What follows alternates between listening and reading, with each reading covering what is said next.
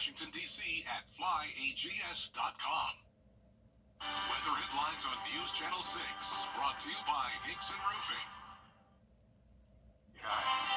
We are wrapping up winter today, feeling like spring, but tomorrow we're going backwards with temperatures in the 60s, rain and wind. I'll have details coming up.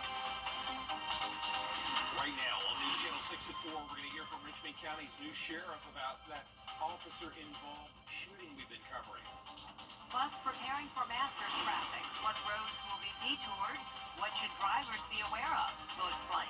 And making a big difference for young adults who leave foster care. We're going to cover the groundbreaking of Augusta's new tiny village. News at 4 starts now. Live from Television Park, this is WJBF News Channel 6 at 4.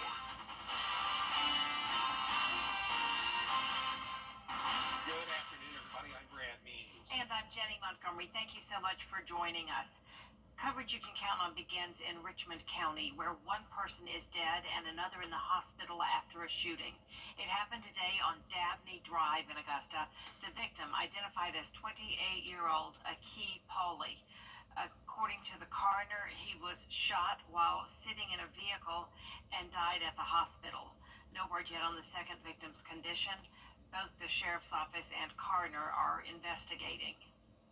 Richmond County Sheriff Eugene Brantley is speaking out following the officer-involved shooting last Thursday on Glen Hills Drive. The sheriff's office released body camera footage of the incident yesterday. Investigators say the suspect, Brandon Hill, raised a gun in the air after being told to show his hands. He then pointed the gun at Deputy David Hopkins. That's when Deputy Hopkins fired his gun, injuring Hill. After an incident review by the Columbia County Sheriff's Office, the team ruled that Deputy Hopkins was justified in his use of force and acted within department policy. The sheriff says incidents like this point to the importance of addressing mental health. The mental health problem is rampant, not just here in Richmond County, but throughout America. And we don't have enough mental health facilities to help deal with all the mental health patients and people who need mental health. You know, every day you're dealing with situations and you never know what someone is going through. The investigation is ongoing and the case will soon be sent to judicial court. The sheriff could not provide an update on Hill's condition, but at last check, he was in the hospital in critical condition. Volunteers at the Wagner Fire Department getting a long-awaited victory. Last night, Aiken County Council members decided to let the department propose contracts with Aiken County and the town of Wagner. Firefighters say just getting to this point has been a tough process. It's been hard on all of us that we call each other family, and we've been able to just see how it affects each other, and to be in this moment right now. It's not quite over. We still got to go fight with the town, make sure they sign everything over, but we're finally getting somewhere. It feels like we were running in place and tripping and falling and going backwards a little bit, but we're here now. Aiken County Chairman Gary Bunker says the success of the fire district depends on these contract negotiations. It's time now for a first look at the weather. Let's check in with meteorologist Miller Hyatt. Things about to change a bit. Yeah, tomorrow we are kicking off spring. Temperatures are going to be much cooler. We're going to see some beneficial rainfall, which is good news. We do need that rain. We have a lot of dry conditions today. We are looking at some very warm temperatures right now. We're still looking at controlled burns across the area. That is leading to some hazy skies, and not only is it smoke, it's also a lot of pollen in the atmosphere as well. So that is why we have some poor air quality in Augusta, Evans, Waynesboro, Millen right now. That's why we are looking at that with a mix of smoke and pollen. So if you have any respiratory health issues, just limit your time outdoors. But thankfully, winds are going to start to disperse that away. So right now, quiet on satellite and radar, but not for very long. Temperature-wise, very warm. In fact, about 13 degrees above average. 83 degrees in Augusta, 82 in Edgefield, 82 in Louisville. We're about 10 degrees warmer than yesterday. Humidity is very, very low at 15%. So it's not recommended to do any burning. Just leave those burns to the professionals, the controlled burns because we do have a fire danger risk across our western counties. Winds are starting to bump up to around 17-mile-per-hour wind gusts, and they're going to be close to 35 miles an hour tomorrow. So high fire danger for our western counties. Refer to your local fire departments if you do plan on doing any burning, but it is discouraged to do that. So wind alerts here. We have lake wind advisory for our central and eastern counties. 2 p.m. tomorrow through 8 a.m. on Friday for wind gusts up to about 35. If you're walking the dog, we're looking at some nice conditions tonight. But tomorrow, you might want to have that raincoat on your dog because we're talking about some rain. I'll have the full Viper 6 forecast coming up. Jenny and Brad. All right, thank you. Traffic's been a long-term problem on West Martintown Road in North Augusta. Now a solution is on the way. The traffic light at Knob Cone and West Martintown is finally taking shape. It's part of the second phase of the Parker Apartments development. While SCDOT was initially hesitant, growth in the area has now made the light necessary.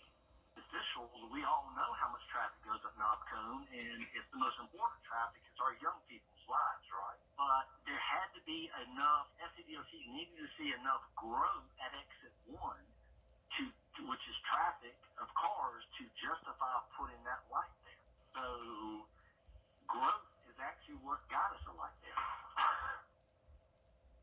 Leaders say the light will be up soon, but there's no exact date yet. They're just waiting on the Transportation Department to finish their part of the work. The Masters tournament will be here in just a few weeks. Yep, everybody's excited about it. Everybody's also knowledgeable about the fact that the tournament brings a lot of traffic. News Channel 6's Bria Smith, live on Washington Road, covering the 2025 Masters traffic plan. Bria?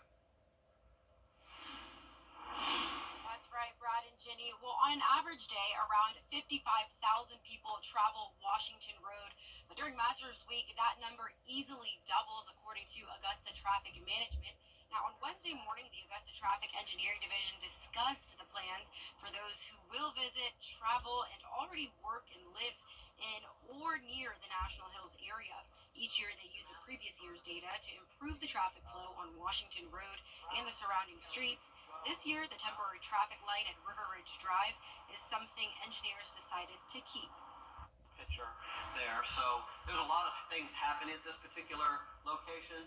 So we felt that for safety reasons and to help expedite traffic flow, we worked with the state and they allowed us to install a temporary traffic signal. So we reinstall it every year.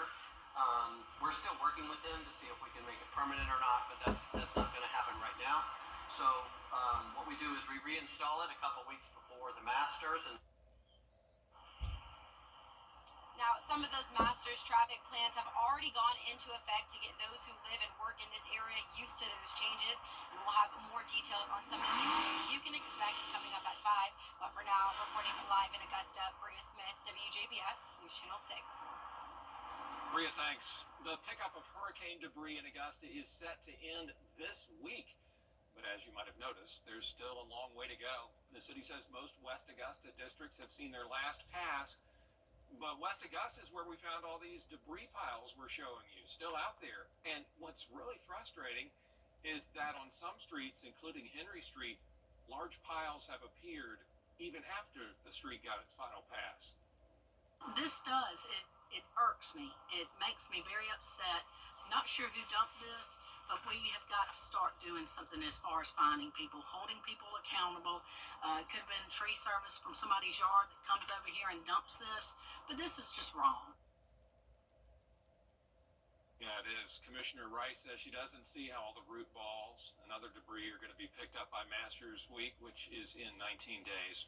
A dream becoming reality today as Bridge Builder Communities breaks ground on a tiny home community. Kim Vickers reports. Decades in the making, Bridge Builder Community will be a place where kids aging out of the foster care system will land to work towards self-reliance and success. So you're talking about 85% of them have some form of mental health illness due to adverse childhood experiences. 71% of the young ladies that age out of foster care become pregnant by the time they're 21. 55% of these young adults become homeless almost instantly.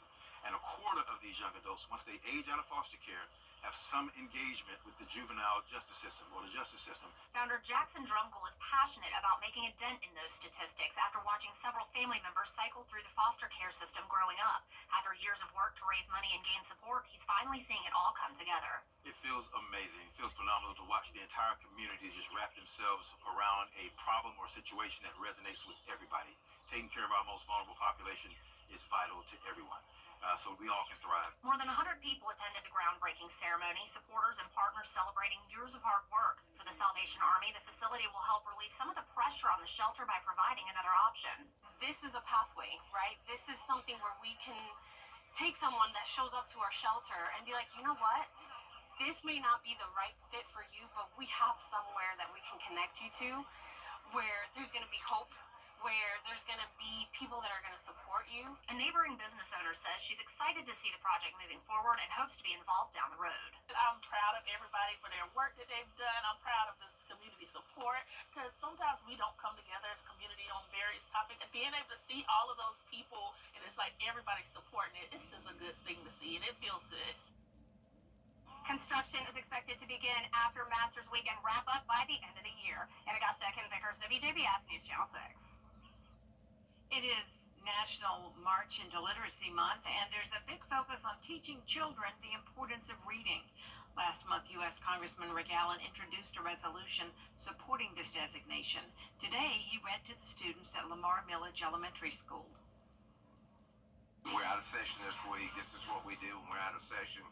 We spend our time in the district, and so I'm trying to promote literacy and really motivating young people to read, because that's really the key to education. Obviously, reading skills, math, and others, but mainly reading is, and the reason for that is if you're not reading at the third grade level, when you finish the third grade, you're likely not to graduate from high school.